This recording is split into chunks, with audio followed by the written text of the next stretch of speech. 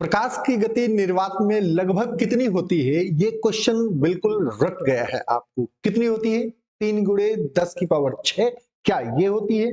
या दूसरा ऑप्शन 3 गुणे 10 की पावर 8 मीटर पर सेकंड ये होती है? बिल्कुल यही होती है। ये दूसरा क्वेश्चन जो हमारा दूसरा ऑप्शन जो है इसका यही बिल्कुल करेक्ट है। विश्वानी क्लासेस में मैं अनिल विश्वानी आप सभी दोस्तों का स्वागत करता हूं। क्लास आपकी लेकर के मैं आ चुका हूं और क्लास में आज साइंस के बहुत बेहतरीन क्वेश्चंस मैंने शामिल किए हैं जो आपके एग्जामिनेशन पॉइंट ऑफ व्यू से सो इंपॉर्टेंट। तो चलते हैं बिना देरी के शुरू करते हैं सीरीज का पहला क्वेश्चन। सबसे इंपॉर्टेंट और सबसे आसान 3 गुणे 10 की पावर 8 मीटर प्रति सेकंड ये प्रकाश की गति है निर्वात में लगभग इतनी ही होती है। अगर अगले क्वेश्चन की बात करें क्वेश्चन नंबर 2 की, तो अवतल दर्पण किस प्रकार की छवि देता है? ये क्वेश्चन पहले भी आप सुन चुके होंगे, जरूर याद होगा आपको। अवतल दर्पण छवि वस्तु पर क्यों निर्भर है? अवतल दर्पण में कभी सीधी, कभी उल्टी, कभी बड़ी, कभी छोटी छवि बनती है। यह पूरी तरह वस्तु दर्पण से पास या कितनी दूर है इस बात पर निर्भर करता है, इसलिए इसका व्यवहार स्थिर नहीं होता है। क्वेश्चन नंबर 2, अवतल दर्पण किस प्रकार की छवि देता है? तो ये वस्तु की स्थिति पर निर्भर है। कौन सा ऑप्शन सही होगा? सी ऑप्शन बिल्कुल करेक्ट होगा। यह वस्तु की स्थिति पर बिल्कुल पूरी तरह से निर्भर है। अगले क्वेश्चन की तरफ चले तो दूसरा नंबर क्वेश्चन क्या कहता है? विद्युत धारा, देखो विद्युत धारा की एसआई इकाई क्या है? ये बिल्कुल अच्छे से आपको पता है, इकाई एम्पियर होती है। इसकी इकाई एम्पियर, सॉरी डी ऑप्शन सही होगा। हाँ, एम्पियर होती है। मैं देख रहा हूं आपके कमेंट्स सबके। एक सेकंड में कितने इलेक्ट्रॉन बह रहे हैं इस चीज को नापने के लिए एसआई ने एक मात्रा बनाई है जो विद्युत धारा को नापती है और उसे हम एम्पियर के नाम से जानते हैं। दूसरा क्वेश्चन, तीसरा क्वेश्चन इस पीपीटी का कौन सा क्वेश्चन है? ये चौथा क्वेश्चन है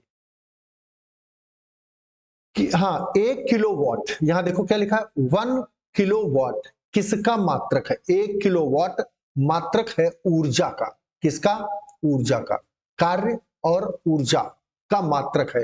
KWH किलोवाट बताता है कि 1 घंटे तक 1 किलोवाट शक्ति वाला उपकरण कितनी ऊर्जा खर्च करता है। यानी कोई उपकरण है 1 किलोवाट का वो है और 1 घंटे तक उसे ऊर्जा लेनी है तो वह कितनी ऊर्जा खपत करेगा इसका मात्रक है। इसीलिए ऊर्जा की इकाई है, ना कि शक्ति की। ये कार्य की, एनर्जी की इकाई, कार्य की एनर्जी, कार्य ऊर्जा। शक्ति ये बल वाला नहीं, ये कार्य ऊर्जा की बात यहां पर कर रहा है। क्वेश्चन नंबर 5 क्या कहता है आज का? बहुत इंपॉर्टेंट है, एक एक क्वेश्चन को आपको नोट करना चाहिए, अच्छे से उनको तैयार करना चाहिए। परावर्तन का नियम किस पर लागू नहीं होता है? इस नहीं पर ध्यान रखना बेटा। क्वेश्चन नंबर 5, परावर्तन का नियम खुरदरी सतह पर लागू नहीं होता है। चिकनी सतह पर नहीं, खुरदरी पर।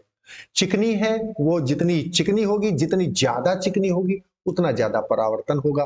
दर्पण पर, लेंस पर, चिकनी सतह पर, इन सब पर परावर्तन का नियम लागू होता है। कुछ न कुछ लेंस पर भी कुछ न कुछ किरणें परावर्तित होती, सीधी रेखा में नहीं जाती, वो मुड़ जाती हैं।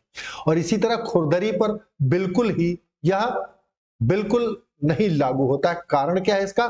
खुरदरी सतह पर प्रकाश अलग अलग दिशाओं में बिखर जाता है, इसलिए कोण बराबर न होने के नियम लागू नहीं होते। चिकनी सतह पर प्रकाश एक ही दिशा में लौटता है, इसलिए यह नियम परावर्तन का लागू होता है।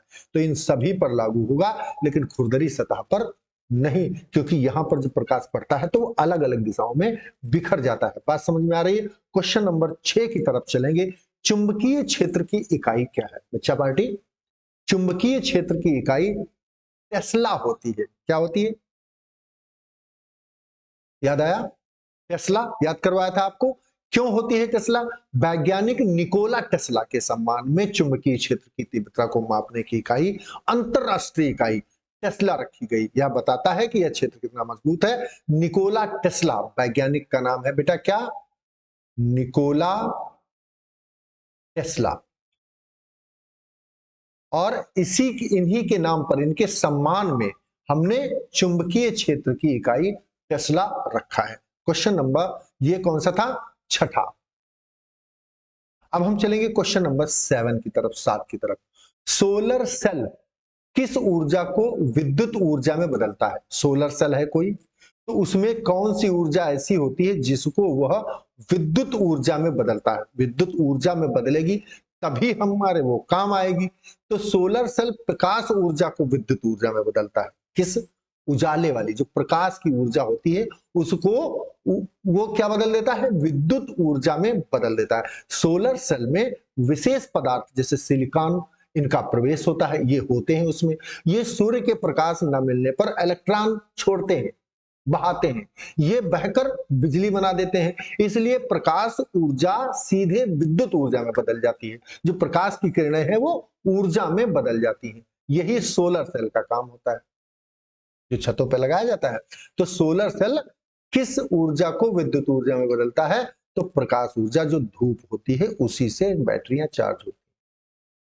क्लियर हो गई बात? आगे क्वेश्चन नंबर 8, परिपथ में धारा बढ़ाने के लिए किसे कम किया जाता है? परिपथ जो होता है हमारा, जो तार होते हैं जैसे, उनमें धारा जो है घटाई और बढ़ाई जाती है।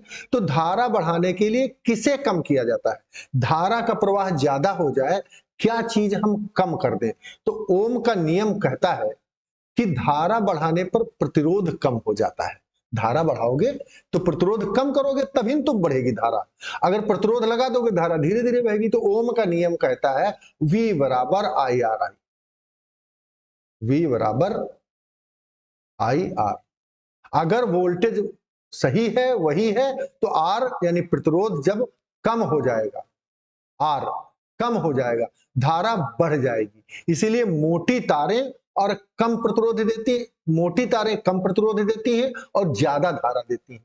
जितना मोटा तार होगा, जितने एमएम का चार्ज ज्यादा होगा, उतना ही धारा का प्रवाह बढ़िया होगा और प्रतिरोध क्षमता कम हो जाएगी। पतला तार होगा, प्रतिरोध ज्यादा होगा। तो यहाँ पर क्या है, धारा के परपथ बढ़ाने के लिए किसे कम किया जाता है? प्रतिरोध को कम किया जाता है, रेजिस्टेंस जिसे कहते हो आप, रेजिस्टेंस। ठीक है ना बेटा? क्वेश्चन नंबर 9, फ्यूज तार किस धातु से बना होता है? ये टंगस्टन में देखा होगा आपने फ्यूज तार, ये टंगस्टन तार है। सॉरी, क्या बता रहा हूं मैं। फ्यूज, घरों में जब आपके लाइट के कनेक्शन होते हैं तो बाहर एक यूएसबी फोरम लगाया जाता है पूरा, यहाँ पर है ना, वो स्विच लगते हैं जो खट खट ऊपर को कर दिए जाते हैं, वहां पर फ्यूज तार लगाया जाता है। ये फ्यूज तार क्यों लगाया जाता है? फ्यूज तार इसलिए लगाया जाता है, और ये बनता काहे से है? फ्यूज टिन शीशा से बनता है। फ्यूज का काम है अधिक धारा आने पर पिघलकर परिपथ तोड़ देना। टिन शीशा मिश्र धातु का कम तापमान पर जल्दी पिघल जाता है, इसलिए टिन और शीशा के मिश्र धातु का मिश्रण का उसको बनाया जाता है। इसलिए फ्यूज तार में इसका प्रयोग किया जाता है, क्योंकि इसमें टिन और शीशा मिश्र धातु का प्रयोग किया जाता है, ताकि ये जब वोल्टेज तेज हो जाए तो ये गल जाए और परिपथ सुचारू रूप से वहीं पर ब्रेक हो जाए, आगे की लाइन सब बच जाए। क्वेश्चन नंबर 10, ओम का नियम किस पर निर्भर करता है? क्वेश्चन नंबर जो 10 है ये बता रहा है ओम का नियम तापमान पर स्थिर क्यों? ये तापमान पर स्थिर होता है। किस पर निर्भर करता है? तापमान पर।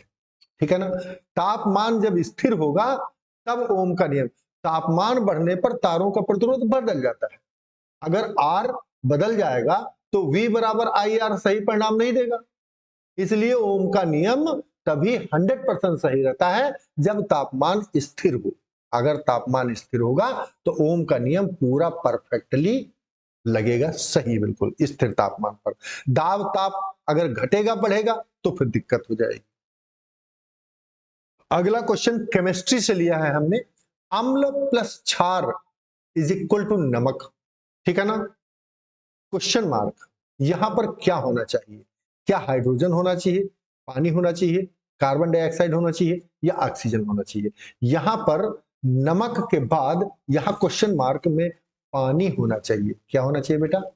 पानी। क्यों होना चाहिए? अम्ल में H आयन होते हैं, ठीक है, H आयन होता है, धनायन होते हैं, ये H आयन होते हैं। और क्षार जो होता है, क्षार ये अम्ल है। और जो क्षार होता है, क्षार में OH जो है ये माइनस आयन होते हैं। दोनों मिलकर H2O बनाते हैं, H2 और O, यही तो बनाते हैं ये। और बची हुई धातु अम्ल की मात्रा नमक बनाती है। जो बची हुई इसमें देखो, ये जो प्लस होती है, ज्यादा होती है, यही मात्रा उसको अम्ल बना देती है, और इसी को हम अम्ल बना देती है, और इसी को हम न्यूट्रलाइजेशन कहते हैं। क्या कहते हैं बेटा? न्यूट्रलाइजेशन, लाइजेशन कहते हैं। ये न्यूट्रलाइजेशन की प्रक्रिया कहलाती है। अम्ल, क्षार, नमक और पानी, ये अम्ल और क्षार मिलाएंगे तो नमक और पानी तैयार हो जाएगा। क्वेश्चन नंबर 12, HCl किस प्रकार का अम्ल है? अब ये आप जानते हैं, ये बहुत ही मजबूत अम्ल है, हाइड्रोक्लोरिक अम्ल इसको कहते हैं, और ये HCl पानी में घुलते ही पूरी तरह से H धनायन में टूट जाते हैं, और अम्ल 100% आयन देते हैं। उन्हें मजबूत, ये सब 100% आयन वाले हैं, 100% वाले हैं, इसीलिए इनको मजबूत अम्ल, स्ट्रॉन्ग अम्ल कहा जाता है, स्ट्रॉन्ग एसिड, स्ट्रॉन्ग कहा जाता है इनको। क्वेश्चन नंबर 13, सोडियम बाइकार्बोनेट का सूत्र क्या होता है? रट लीजिए इसको, NaHCO3, NaHCO3 बी वाला, बिल्कुल रट लीजिए, ये बहुत इंपॉर्टेंट है, आपके हर एग्जाम में आता है बेटा। सोडियम बाइकार्बोनेट, ये सूत्र है इसका, इसमें सोडियम Na होता है, ये सोडियम है बेटा, हाइड्रोजन H हो गया, कार्बन जो कार्बोनेट है वो CO3 हो गया, और इसी को मिला कर दे हम तो ये बेकिंग सोडा तैयार हो जाता है। स्वयं बाइकार्बोनेट यानी बेकिंग सोडा का सूत्र है ये, बेकिंग सोडा का सूत्र। क्लियर हो गई बात? चलो 14 नंबर क्वेश्चन, लाल फास्फोरस का रंग कैसा होता है? जो रेड फास्फोरस होता है उसका रंग कैसा होता है? Question number 14। अब लाल फास्फोरस की आणविक संरचना ऐसी है कि यह प्रकाश को लाल रंग की तरंगे अधिक परावर्तित कर देता है, इसलिए इसका रंग लाल दिखता है। ये फास्फोरस का रंग लाल ही होता है, इसीलिए इसको रेड फास्फोरस कहा ही जाता है। लाल क्यों है? क्योंकि इसमें फास्फोरस की आणविक संरचना जो है, इनके अणु है, उनकी जो संरचना है वो इस प्रकार से बनी है कि ये प्रकाश की जो लाल रंग की तरंगे हैं उनका परावर्तन अधिक कर देता है, ज्यादा कर देता है, इसीलिए रेड कलर ही हमको दिखाई देता है, और इसीलिए रेड फास्फोरस कहते हैं इसको। क्वेश्चन नंबर 15, धातु प्लस अम्ल इज इक्वल टू नमक, ठीक है ना? एक हमने धातु लिया, एक अम्ल लिया, तो बन गया नमक, और नमक के साथ क्या? यहां पर आना चाहिए हाइड्रोजन H2। अब देखो, हाइड्रोजन नहीं होगा, अगर हाइड्रोजन H नहीं होगा तो हाइड्रोजन आया क्यों? धातु अम्ल के H, वही H पॉजिटिव आयन होते हैं, और ये इलेक्ट्रॉन छीन लिए जाते हैं इससे, इससे हाइड्रोजन गैस बन जाती है, और धातु अम्ल के अवशेष मिलकर नमक बना देते हैं ये, ठीक है? तो यहां पर क्या आएगा? हाइड्रोजन आएगा। बात समझ गए? ये सब नोट कर लो बेटा, धातु प्लस अम्ल इज इक्वल टू नमक plus hydrogen. CO2 carbon dioxide अग्निशामक के रूप में उपयोग होता है। क्यों? क्यों इसको अग्निशामक के रूप में उपयोग किया जाता है? ये क्यों? क्योंकि यह ज्वलनशील है, दहन रोकता है, धातु घोलता क्षारीय है, ये दहन रोकता है, यानी जलने से रोकता है। CO2 आग क्यों बुझाता है? CO2 हवा से भारी है, ये हवा से भारी होती है, इसीलिए आग के ऊपर एक परत बनाकर ऑक्सीजन की सप्लाई को बंद कर देती है, और अंदर जितनी ही उतनी ही जल करके वो रोक देती है। आग बिना ऑक्सीजन जल नहीं सकती, इसीलिए भाई जो आग है जब जलती है तो वातावरण की ऑक्सीजन की वजह से ही जलती है, ऑक्सीजन ना हो तो जले ही ना, और कार्बन डाइऑक्साइड की मात्रा जब अधिक हो जाती है CO2 की तो वो बुझ जाती है। तो अग्निशामक यंत्र जो है उनमें कार्बन डाइऑक्साइड ही भर करके प्रयोग की जाती है। विद्युत अपघट्य में कौन टूटता है? जो विद्युत अपघट्य होता है उसमें कौन टूटता है?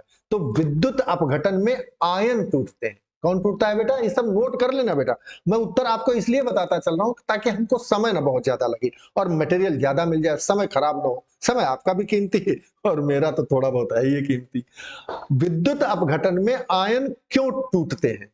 आयन टूटते हैं क्यों? घोल में यौगिक पहले से आयन के रूप में मौजूद रहते हैं, विद्युत धारा उन्हें धनाग और ऋण में, धन और ऋण में धनाग्र और ऋणाग्र की ओर खींचती हैं, दोनों अलग अलग, इसलिए आयन अलग हो जाते हैं, धनायन अलग और ऋणायन अलग, लेकिन परमाणु जो है वो अलग नहीं होता। तो आयन धन में और ऋण में ये दोनों अलग अलग हो जाते हैं जब अवघट्ट टूटता है, तो आयन ही अलग होते हैं। ठीक है ना, समझ गए। ये क्वेश्चन नंबर कौन सा था, 17 नंबर क्वेश्चन। 18 नंबर क्वेश्चन में, साबुन किससे बनता है, जो हमारा साबुन होता है, साबुन किससे बनता है। अब इसमें चर्बी कहते हैं, साबुन में चर्बी होती है, हाँ बिल्कुल होती है, वसा होता है और क्षार होती है। अब वसा और क्षार से ये क्यों बनता है, क्षार वसा को तोड़कर फैटी एसिड के नमक बनाता है, यही नमक साबुन कहलाता है, और गंदगी को पकड़कर पानी में घोल देता है और कपड़े से वो बाहर आ जाती है। वो नमक जो साबुन में होता है वही जाकर के हमें क्षार और वसा के रूप में कपड़े में घुस करके और वहां से चुपचाप सट से निकाल देते। चिकनाहट जो है वो वसा है इसकी, है ना, और क्षार नमकीन है उसका, नमक। तो Fe2CO3 XH2O ये क्या है, ये किसका सूत्र है, ये बहुत बेहतरीन सूत्र है, किसका है ये आप बताएंगे उत्तर देकर के, मैं 1 सेकंड का समय आपको दूंगा, कोई ना दिक्कत थोड़ी है। ये जंग है, ये जंग है और हमें ये जंग जीतनी है। लोहा जब पानी और ऑक्सीजन के संपर्क में आता है तो लोहे का ऑक्साइड बन जाता है, यह लाल भूरे रंग का ऑक्साइड जंग के रूप में हमको दिखाई पड़ता है, वही लाल भूरे रंग का जो ऑक्साइड है वही जंग होता है। इसमें लोहा होता है और O3 ओजोन के कुछ अंग होते हैं और पानी और नमी होती है। तो ये सारी चीजें H2O, नमी आ गई देखो, तो Fe2O3XH2O, समझ में साफ साफ दिख रहा है, यही इसका क्या है, ये जंग है, ये जंग है जीवन की, ये जीवन की जंग है। हाँ, समझ गए। चलो, पौधों को हरा रंग किससे मिलता है, पौधे जो हरा रंग है वो किससे मिलता है, तो आप जानते हो ये 20 नंबर क्वेश्चन बहुत आसान है। क्लोरोफिल पत्तियों में होता है, क्या होता है बेटा, ये पत्तियों में होता है और ये हरे रंग की रोशनी को परावर्तित करता है, इसीलिए पत्ते हरे दिखाई पड़ते हैं। वास्तव में वो किस कलर के हैं भगवान जाने, लेकिन पत्ते हमको हरे क्यों दिखाई पड़ते हैं, क्योंकि पत्तियों में होता है क्लोरोफिल और वह हरे रंग की रोशनी को परावर्तित कर देता है। तो कलर हमको दिखते फलानी चीज फलाने कलर की है, जितना रिफ्लेक्शन जिसका जिस कलर का होता है वो उतनी हमको उसी कलर की दिखती है। ठीक है ना, समझ में आ गई बात। क्वेश्चन नंबर 20, क्वेश्चन नंबर 21, मनुष्य में पाचन कहां से शुरू, बायोलॉजी के कुछ क्वेश्चंस। मनुष्य में पाचन कहां से शुरू होता है, तो मनुष्य में पाचन मुंह से शुरू होता है, समझ गए। मुंह में लार ग्रंथि एंजाइम एमाइलेज, याद आया, एमाइलेज छोड़ती है हमारी जो एंजाइम ग्रंथि। भोजन को पहली बार वही टूटना शुरू होना होता है जहां मुंह होता है, मुंह में, इसलिए पाचन की शुरुआत मुंह से ही शुरू हो जाती है, एमाइलेज के द्वारा शुरू हो जाती है, यानी मुंह से ही, ये पहले भी बता चुका हूं। रक्त का लाल रंग किससे होता है, तो आरबीसी, आप जानते हैं आरबीसी में हीमोग्लोबिन नाम का रंग लाल पदार्थ होता है, ये लाल होता है, लाल रंग का, जो ऑक्सीजन को ढोता है, परिवाहित करता है, इसी वजह से रक्त का रंग लाल दिखता है, ये आरबीसी की वजह से होता है। मनुष्य का हृदय कितने कक्षों का होता है, मनुष्य के हृदय में 4 कक्ष होते हैं। कितने कक्ष होते हैं बेटा, नोट कर लेना इसको, और जितने जो न मालूम है वो तो जरूर नोट करना बेटा। दायां भाग ऑक्सीजन रहित, बायां भाग ऑक्सीजन युक्त रक्त को संभालता है, दोनों को अलग अलग रखने और सही दिशा में पंप करने के लिए 4 कक्ष होने जरूरी है। 2 में ऑक्सीजन नहीं होती है, 2 में ऑक्सीजन होती है। आदमी जब बोलता है तो अंदर ऑक्सीजन भरती है और जब सांस लेके निकालता है तो इस तरह से प्रक्रिया 4 में चलती रहती है, 2 में अंदर 2 में बाहर। क्वेश्चन नंबर 24, चलो देखो, बहुत बेहतरीन क्वेश्चन है भी। प्रकाश संश्लेषण से भोजन बनता है, क्या बनता है, प्रकाश संश्लेषण से भोजन बनता है, ये प्रक्रिया आपको पता है। क्यों होता है ऐसा, क्योंकि पौधे सूर्य की रोशनी, CO2 और पानी लेकर के ग्लूकोज नामक पदार्थ बनाते हैं, यही उनका खाना है। यह पूरी प्रक्रिया प्रकाश यानी सूर्य की मदद से होती है, इसलिए इसी क्रिया को हम प्रकाश संश्लेषण की क्रिया कहते हैं। ये बहुत इंपॉर्टेंट है और आप सभी को ये पता भी है। इसके बाद देखो क्वेश्चन नंबर 25, प्रजनन का आधार कौन सा है, प्रजनन का जो आधार है वह है कोशिका। हमारे अंदर जो सेल होती है, आगे भी मीनिंग जल्दी लिखवाए थे तुमको, सेल, सेल CLL, ये बेचना होता है, ये सेल माने कोशिका कोठरी। तो प्रजनन का अधिकार हमारी कोशिका को होता है। अच्छा, कोशिका को क्यों होता है? कोशिका ही डीएनए रखती है, इसी में डीएनए होता है हमारा। तो तुम्हारा डीएनए क्या है? डीएनए रखती है, नया जीव उसी डीएनए से बनता है, इसी से न्यू कोशिकाएं बनती है, और यही कोशिका की मूल इकाई है। तो 25 क्वेश्चंस मैंने करवा दिए और 25 कल करवाऊंगा। क्लास आपको कैसी लगती है मेरी, ये जरूर बताइए कमेंट करके, एक छोटा सा नीचे प्यारा सा कमेंट करके। एक क्वेश्चन मैं आपको होमवर्क के लिए दूंगा, मनुष्य में निषेचन कहाँ होता है? गर्भाशय, फलोपियन नलिका, अंडाशय या सर्विक्स में? इसका उत्तर नीचे कमेंट बॉक्स में डाल के जाना। अगली क्लास में इसका उत्तर मैं दूंगा। आपका उत्तर अगर मुझे अच्छा लगा तो उसको स्क्रीनशॉट में यहाँ पर शेयर करूंगा और आपको शो करूंगा। तो मिलते हैं कल सुबह फिर 6:30 बजे की इस बहुत बेहतरीन क्लास में। तब तक के लिए जय हिंद, जय भारत, और मिलते हैं after the class. Thank you.